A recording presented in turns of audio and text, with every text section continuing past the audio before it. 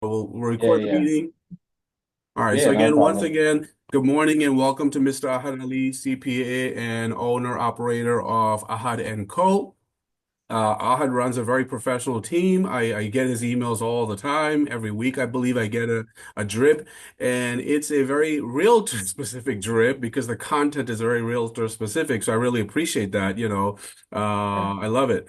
So Ahad, welcome. You and I know, of course, know each yeah, other for years, yeah, and I yeah, wanted to, invite you to share some of your insight with us. We've got real estate agents in the room. Some are new, some are not so new and just share some basics yeah, with yeah, us. absolutely. Yeah, sure. So like Ish mentioned, yeah, me and him, we know each other for a long time and connected on social media.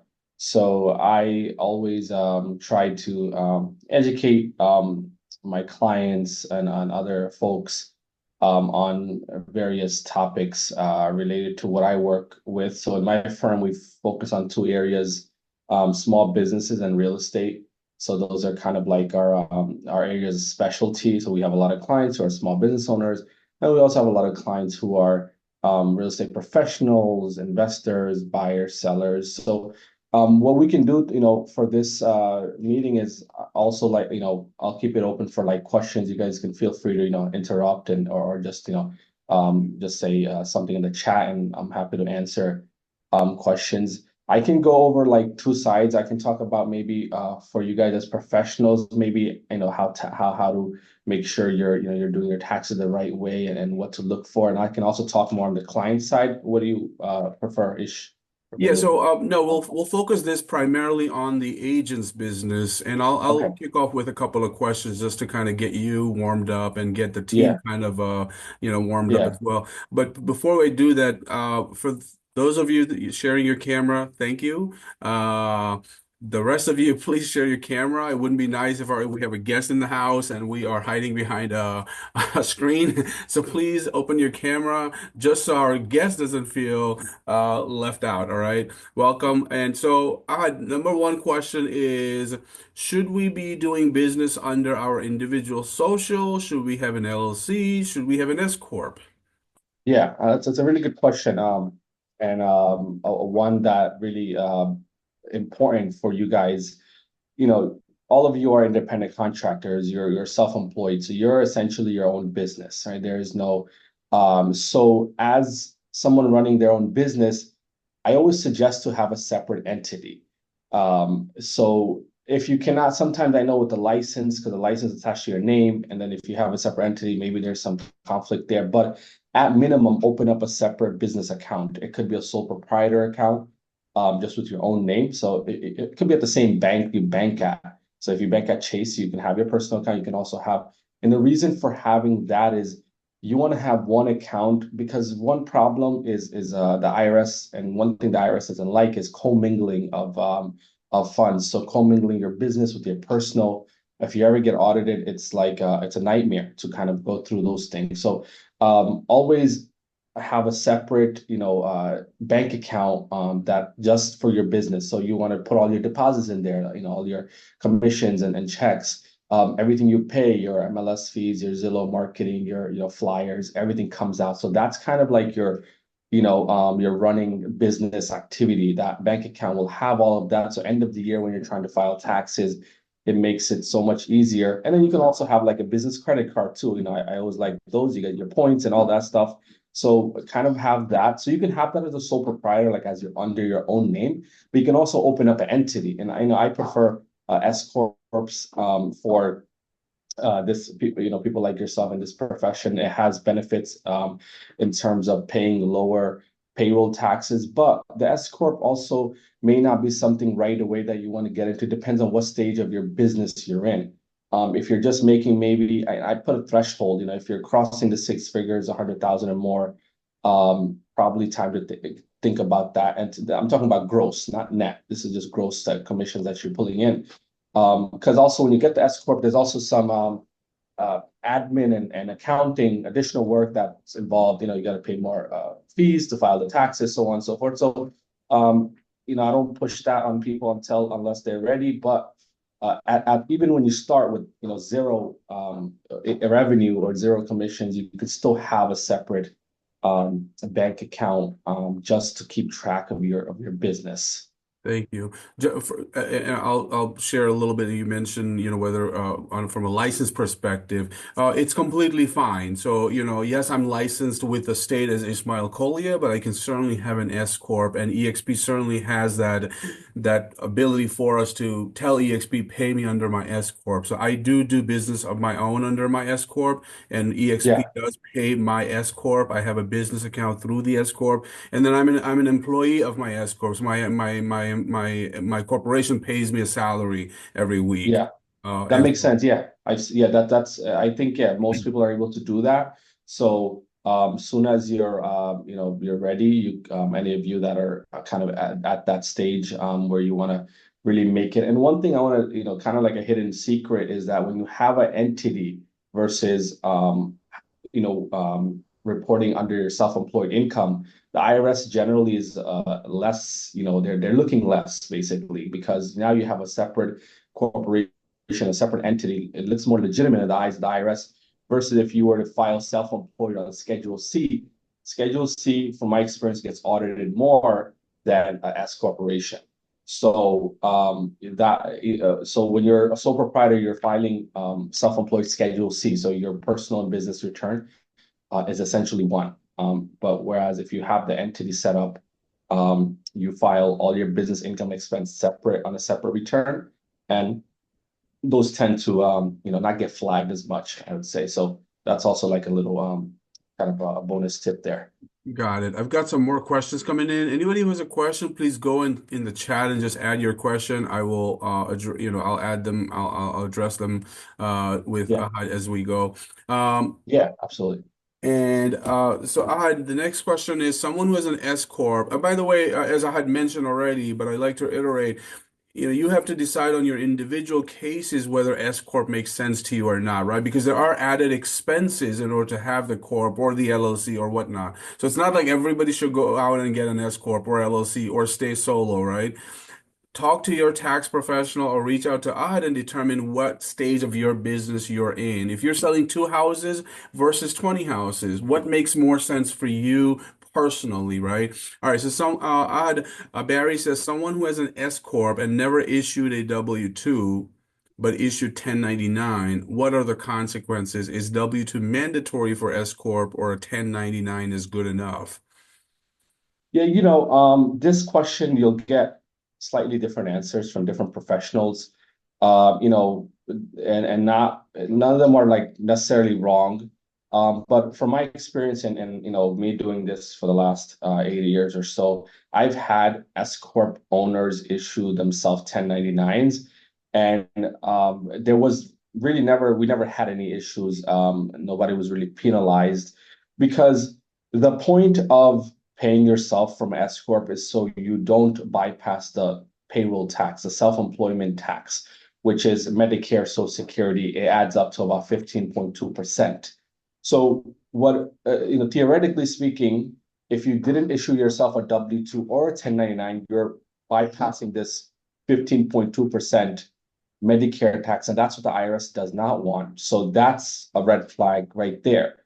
But at minimum, if you are unable to issue a W-2 and you issue the 1099, that generally is good enough, and you shouldn't see any problems. Though I do recommend a W-2 just to keep it really 100% official.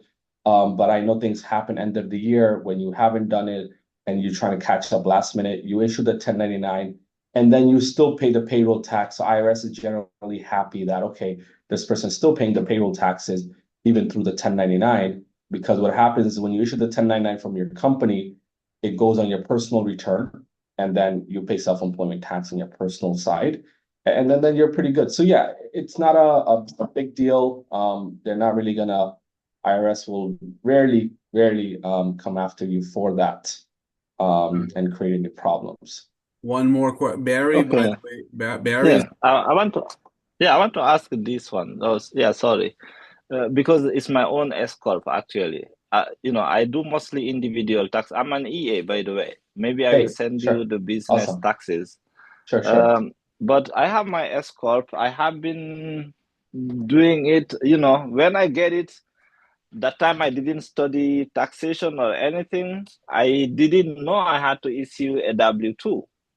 So I was just issuing the 1099. Yeah, yeah, And yeah. then when I learned that no, you need to issue the W-2, I went to the CPA who used to do my tax before I became an EA and started doing my own tax. He said, no, since you didn't start with a W-2, don't put yourself into trouble. Just continue with the 1099. And then, yeah. I I mean, don't know not how. necessarily. You can switch over to your W-2. It's not a it's not gonna create any trouble for you. Okay. You can switch over anytime. Yeah, yeah, just you can just sign up with a pay.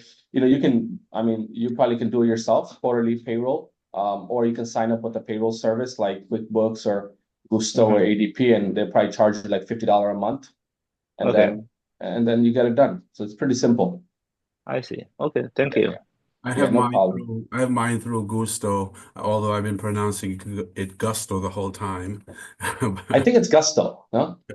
I have Gusto, which I use. It's just it's like $50 or some bucks a month. Yeah, yeah, yeah. It's really nice. And you can set it on auto, and Yeah, it'll just, exactly. It's on set order. Exactly. figure out a One more question from salary. Barry, and then we're gonna move on to Lisa's question. So Barry's question is, do you have to?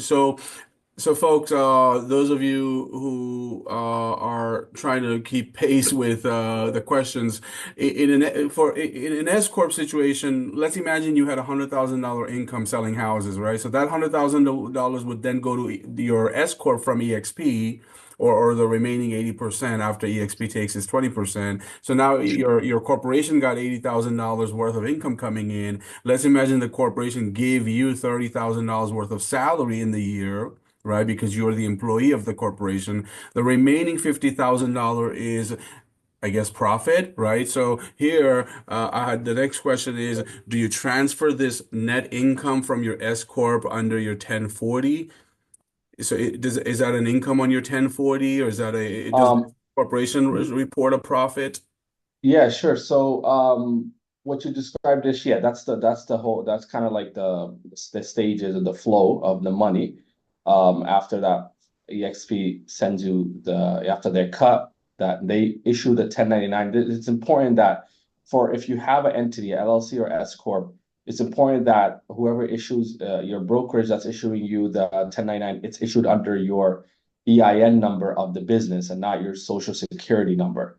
If it's issued under your social, then this whole setup of S corp doesn't work. So, make sure you update that with your brokerage, and so everything's right at the Yes. end of the year. Now, Yes. once you have that, once you get that money, then you write off your expenses, right? So this is where, to keep track of your expenses, you have the separate credit card or separate checking account, and you can sign up for a bookkeeping tool if you like. Something inexpensive. There's free ones too, that pulls all your transactions and you categorize it. Or you can, download the Excel end of the year, go through yourself, depending on how much time you have. So you write off your expenses, whatnot. Say you had 80,000, you have made 100,000 commission, 20 goes to EXP, you keep 80. From your 80, you're able to write off maybe 30,000 or so. So then you have left 50,000. And from the 50,000, you have to take a salary. So, and then the rest is a profit. So when it comes to salary, how I just use like a kind of a rule of thumb, about 50% of your net profit. So if you have 50,000 left, say 25,000 will be your salary. That could be a W-2 to yourself or a 1099 to yourself. And then the other 25,000 flows to your personal income in the form of a K1. That's what they call it, K1.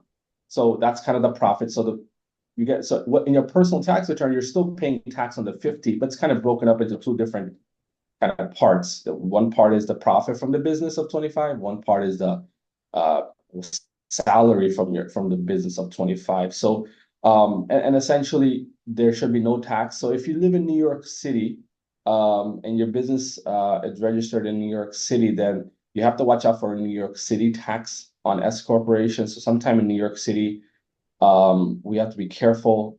Sometimes S corp might not be the best, but whatever the case may be, But if you're in Westchester and anywhere outside of the city, then there's no city tax for S corps. So you just basically pay on your personal tax return whatever profit you made, whatever salary you had, and then you just kind of make that payment. But one important caveat here is that you don't want to wait till the end of the year to be making your tax payments. You want to make them quarterly.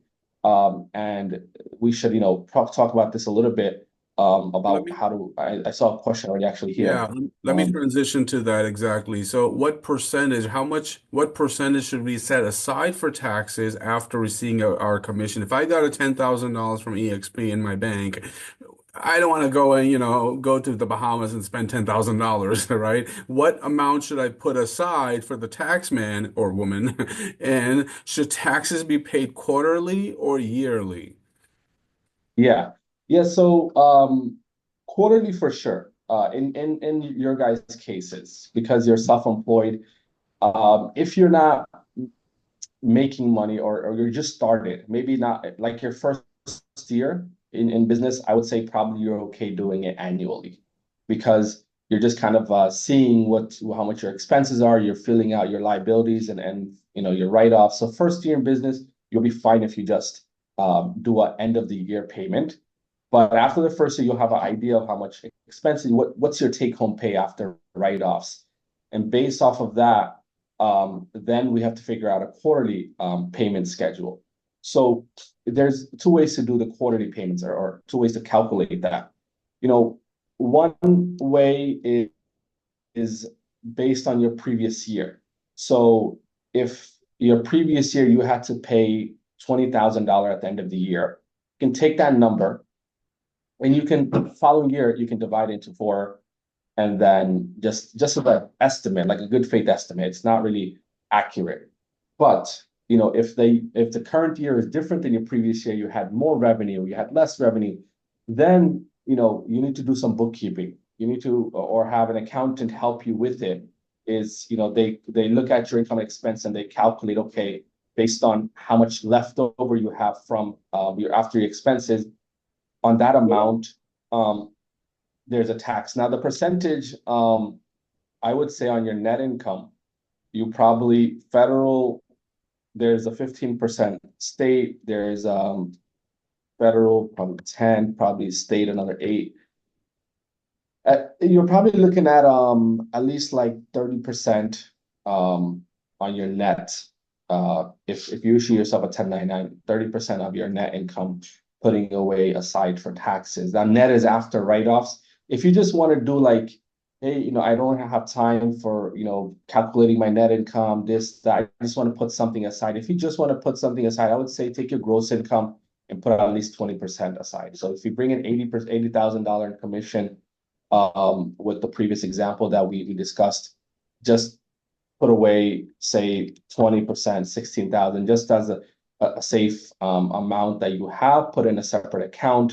So it'll cover most of your taxes. It may not be, all of it. I would say probably 25% might be a better number, but it also will depend on how much you make. So if some of you here are making maybe a quarter million in commission, then you're in a higher tax bracket. So then in that case, you probably need to put away 25%. But that's kind of just a rule of thumb there. Few scenarios of which how you can decide how much to put away. Let's get a little bit more interesting, a little bit more fun. What can I write off? Can I write off my suit? Can I write off my car lease, car miles? Can I write off the Starbucks coffee? Can I write off Yeah, meals? What can I write off yeah. and what can I not write off and not get into trouble? Yeah, absolutely. So I think other people also probably get my emails in this group here. So I talk about these like I send out the weekly emails and it's really not it's not a sales or marketing email, it's purely informational, educational. So I talk about these kind of things. So if you guys are not on that list, send your emails to Ish and he'll pass them to me and I'll put you on that list. And these are things that I every week you'll get a nice little tip about what you can do, what you cannot do, so on and so forth. But going into the write-offs, there's a few things that realtors are kind of have to be really watchful about because I work with a lot of my clients that are realtors, and what they can write off and not write off is important. The first thing is when it comes to clothing, your suits, because yes, you guys have to be dressed up and you have to, but clothing is a very gray area in taxes, and generally it's not a write-off. That's the general rule of thumb. Clothing, there's a few exceptions. The exception is that it has to be a costume or it has to be a uniform.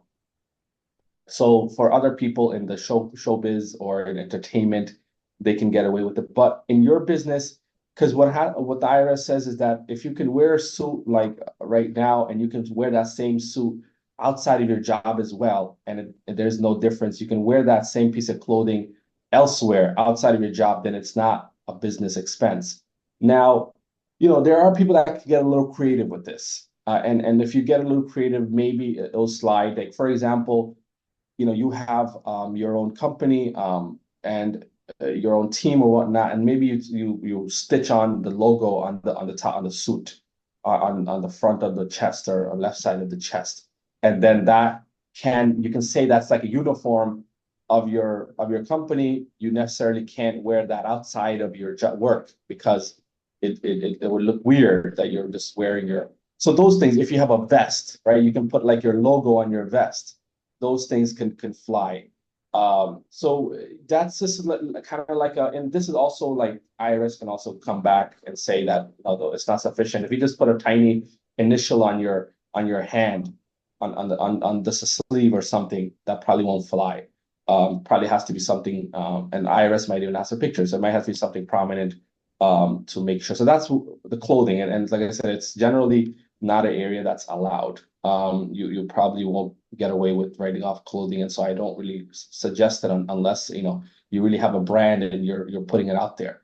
So that's number one. Then the other area that I see realtors get into a lot of murky waters with is meals. So with meals, you also have to be careful of how you're expensing your meals and your taxes, because it has to be with clients or potential clients, a business meeting with maybe your colleagues, or like an open house. So those are areas, those are times when you can write off the meals. But if it's just you working in the office and you just went out to grab a lunch, that's not a write-off, right? Any meal that's just kind of because you would have to have lunch anyways. You have to, whether you are working or not. So those things you guys have to, if you're just walking to meet a client and you grab Starbucks on the way, that's not going to be a write-off. But if you invite the client, like, let's meet in Starbucks, and then you have that coffee, then that's going to be a write-off. So you have to always remember there, and really, it has to even be documented, but you can use apps for that. Like, who are you meeting with? What did you discuss?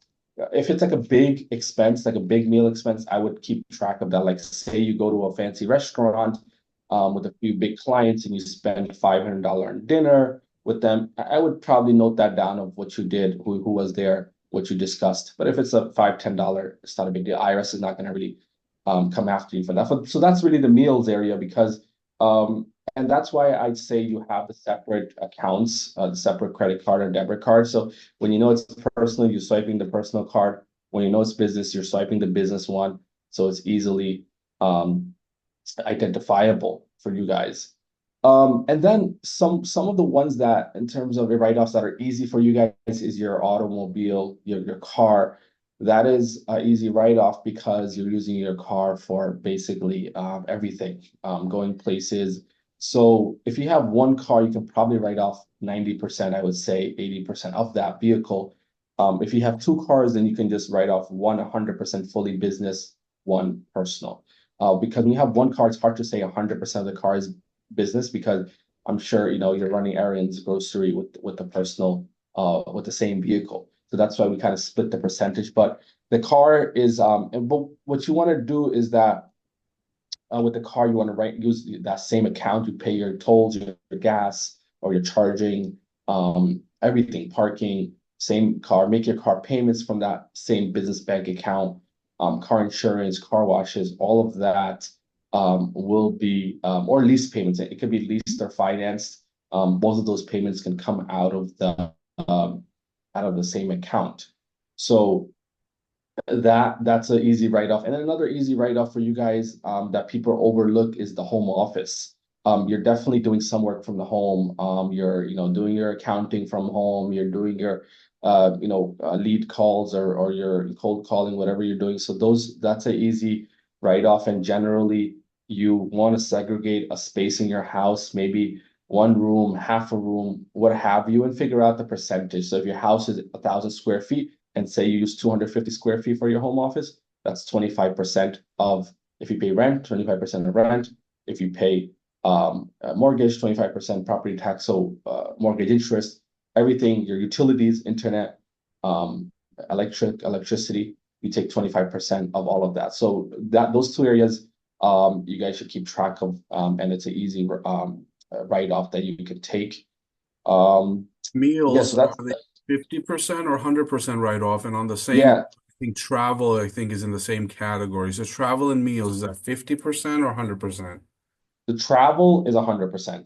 So traveling could mean if you're taking a flight somewhere for a business conference, but meals are 50% write-off. So IRS only allows 50%, but there is a loophole for 100% write-off, and that is that if the I guess the meals is open to the public kind of thing. It's you're serving meal and it's open to anyone. So the perfect example of this is your open houses. When you buy, like, if you buy snacks for your open houses or cookies or whatever, that's kind of open to the general public. Anyone can attend that open house. So those write-offs are 100%. But anything else, client meetings, dinner with anybody else, colleagues, that's all 50%, unless it's open to open to the public. That's kind of the really kind of a small caveat there. But if you're traveling, meals while you're traveling are also 50%. So some people think that because traveling is 100%, the same meals are 100%. That's not necessarily true. The meals while you're traveling will also be 50%, but the travel, the flight, the taxi, all of that will be 50%.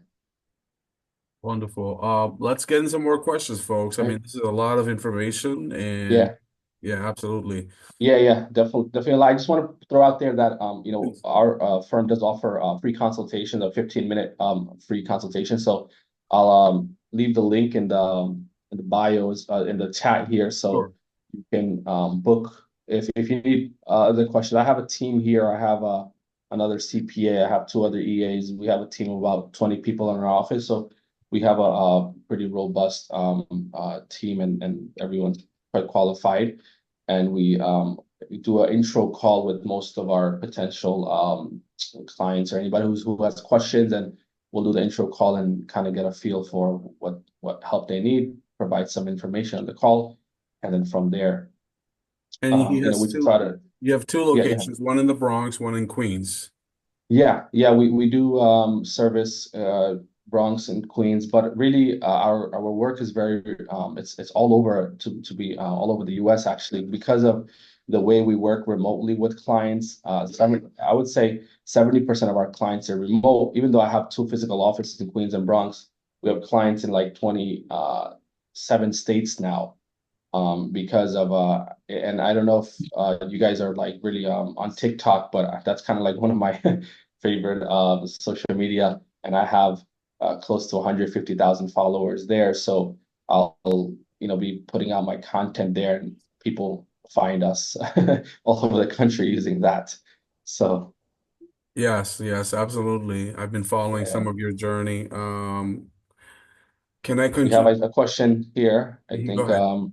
yeah, so yeah, going into, so this is a good question, a good pivot for us is that, what more can you do than your regular standard write-offs, right? And so one area that I really like is tax deferred retirement contributions.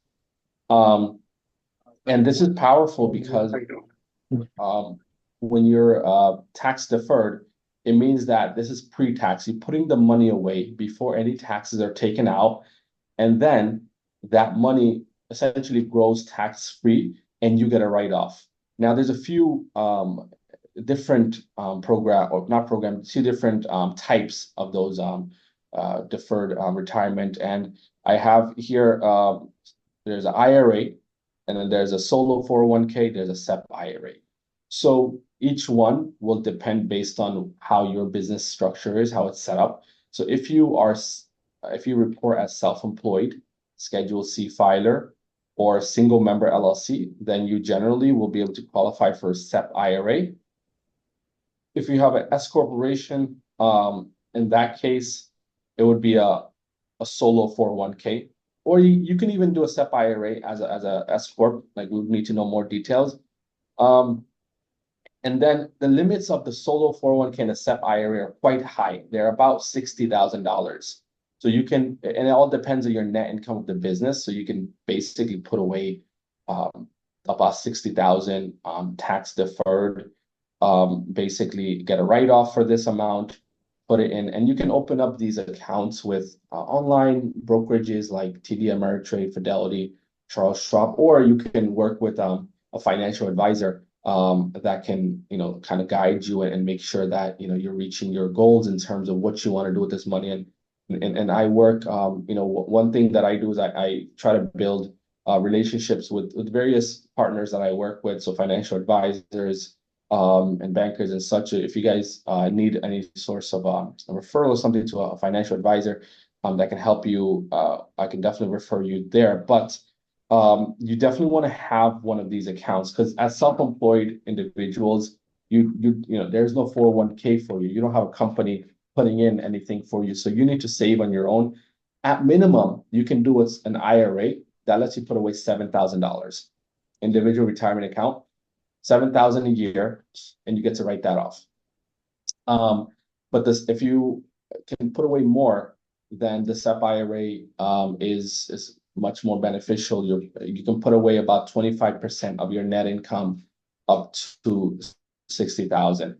And the thing with this is that the money can be invested, and basically in the stock market, you can be very conservative, you get a fixed return, or you can be, very liberal, and you can try to go for some bigger returns, but the money's there, and then you take it out when you're like 59 and a half. And that at that time, you start taking the distributions, and the money, you pay taxes at that time. So one thing to keep in mind is that when you have a retirement account, it's tax free now. The idea is that it grows tax free, and then when you retire, you get to take that money out, and you're generally in a lower tax bracket when you retire versus now. So you see the savings in that way. And also, talking about the traditional IRA, there's also the Roth IRA, and that works in a little different way. You pay the taxes now, but at retirement, you don't pay any taxes. So sometimes Roth is better if you think that you may have similar income, or even higher income at retirement. Maybe you'll have rental income, stocks, and all these things that may put you at a higher income at retirement. Then a Roth IRA would be advisable. But like I said, this might depend on a conversation with the financial advisor to get a better sense. But one way or the other, you have to have a retirement account as a self-employed person. It helps you save on taxes, helps you also save on for your future.